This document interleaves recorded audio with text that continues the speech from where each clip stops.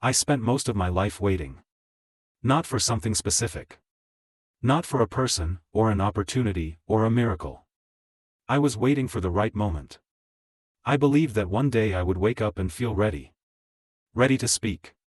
Ready to choose differently. Ready to stop pretending that the life I was living was enough. That day never came.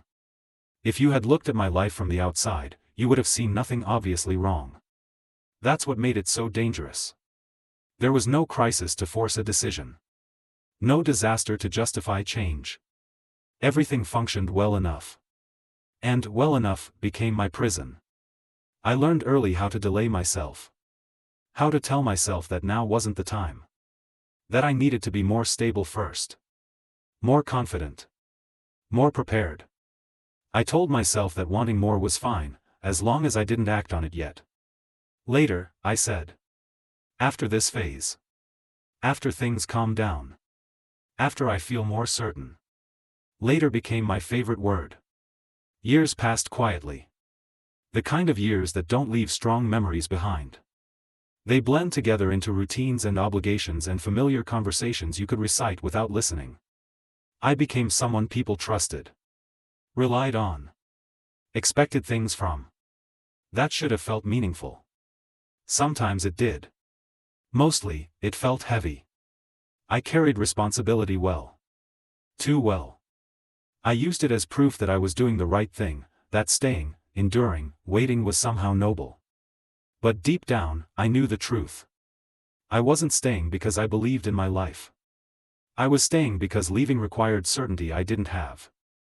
The first time I noticed the cost of waiting, it scared me. I was standing in a bookstore, flipping through pages without reading, when I realized I couldn't remember the last time I had felt genuinely excited about the future. Not anxious. Not hopeful in theory. Excited. That realization landed quietly, but it didn't leave. It followed me home. It sat with me at dinner. It lay awake with me at night. I told myself excitement was overrated. That maturity meant trading intensity for stability.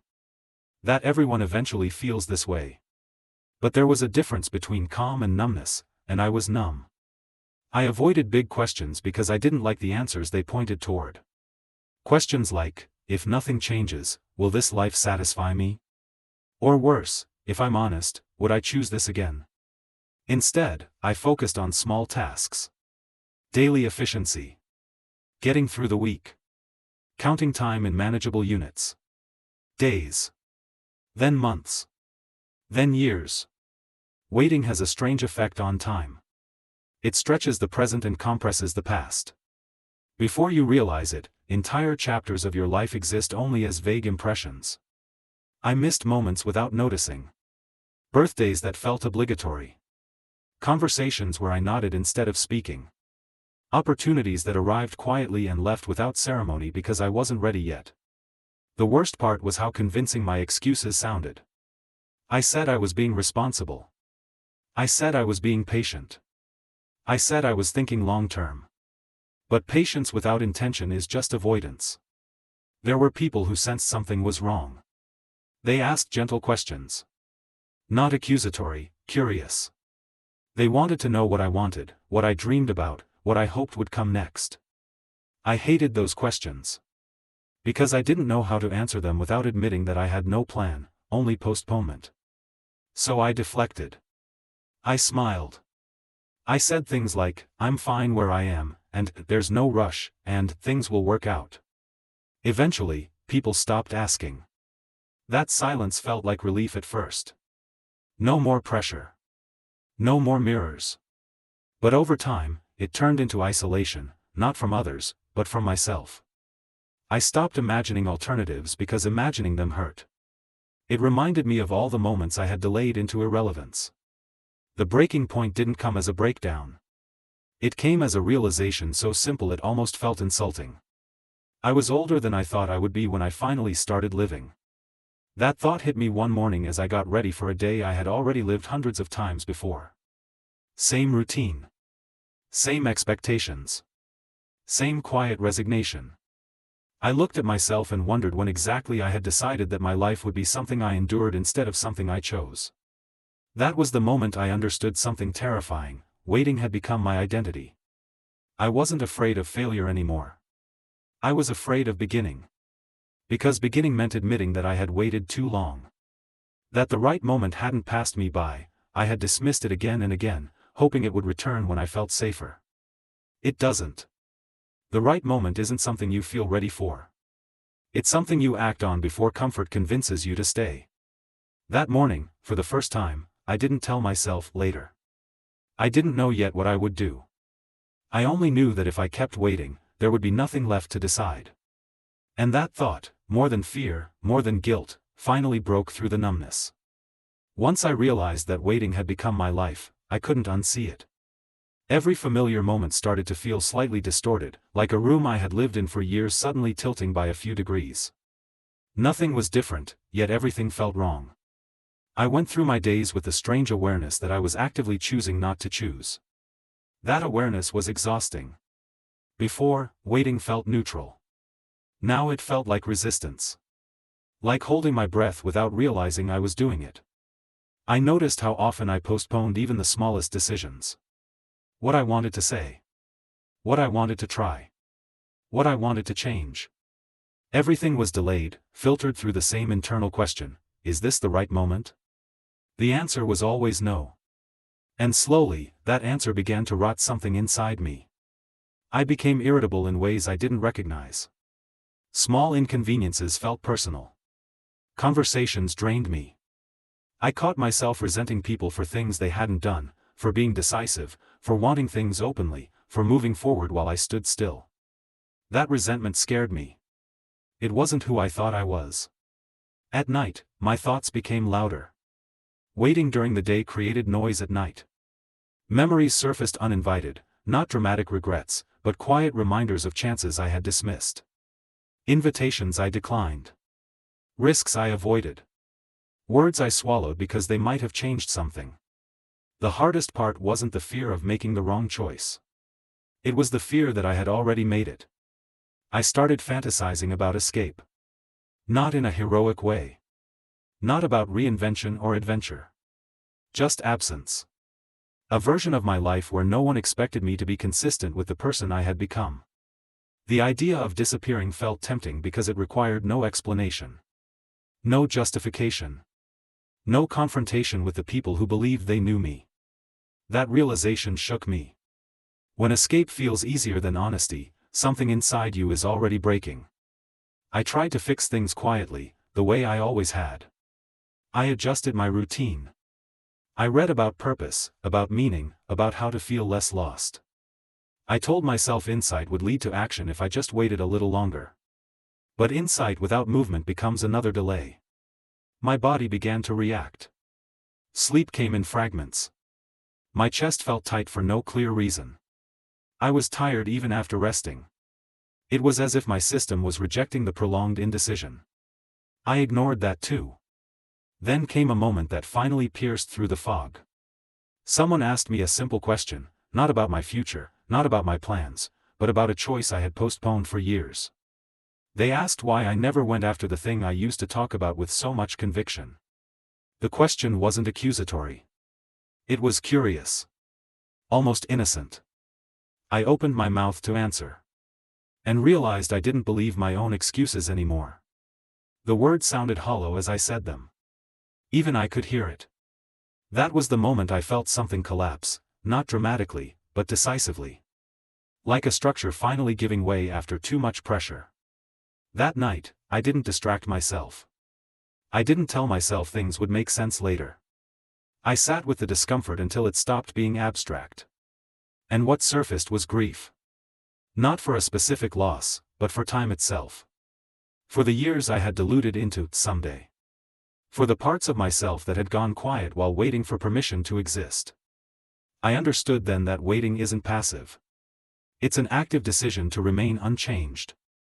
And I had made that decision every day. That realization brought panic at first. A sharp, physical panic. My heart raced as if I were suddenly late for something important, because I was. Late to my own life. I considered radical change. Quitting. Leaving. Cutting ties. burning everything down just to feel movement again. That impulse scared me too.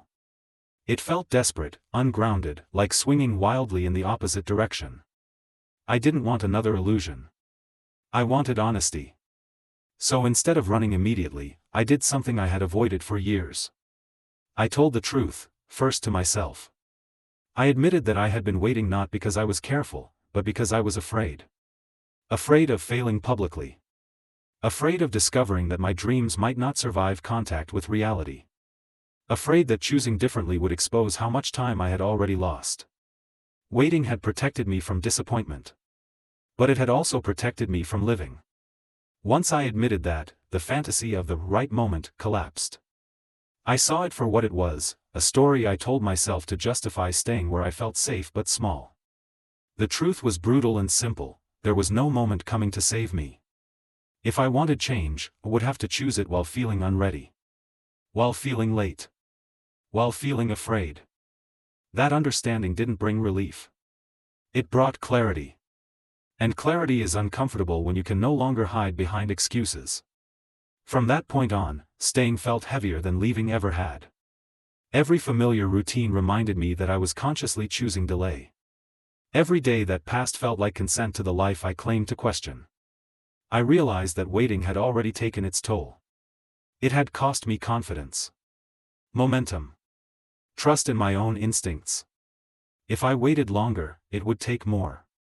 So I made a decision, not a dramatic one, not a final one, but a real one.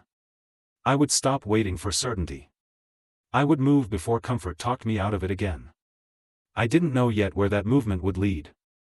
I only knew that remaining still was no longer neutral. It was destructive. I didn't wake up one morning transformed.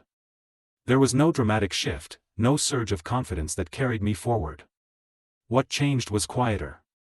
I stopped asking myself when and started asking whether I was willing to live with the cost of waiting. That question followed me everywhere. Into conversations. Into decisions I used to postpone automatically. Into moments where my instinct spoke up and I would normally silence it. The cost became impossible to ignore. Waiting had cost me time, yes, but more than that, it had cost me trust in myself.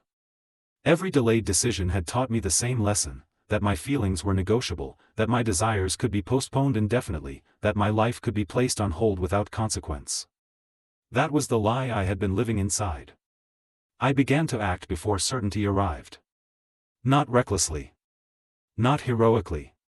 Just honestly. I said things I would have softened before.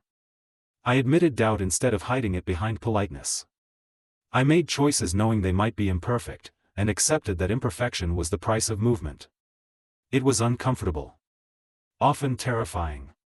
But something unexpected happened, the numbness started to loosen. Not disappear, loosen.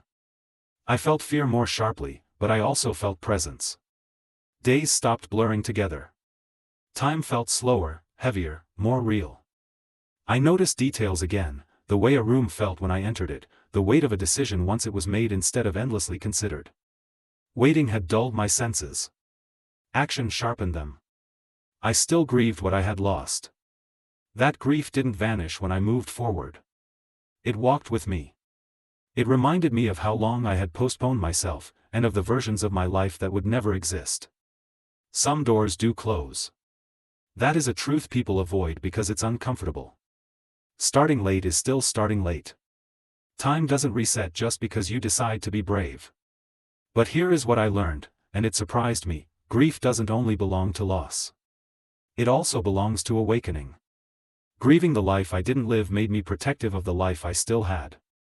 I stopped spending it casually. I stopped trading it for approval, for safety, for the illusion of the right moment. The right moment had never been a moment at all. It was a decision.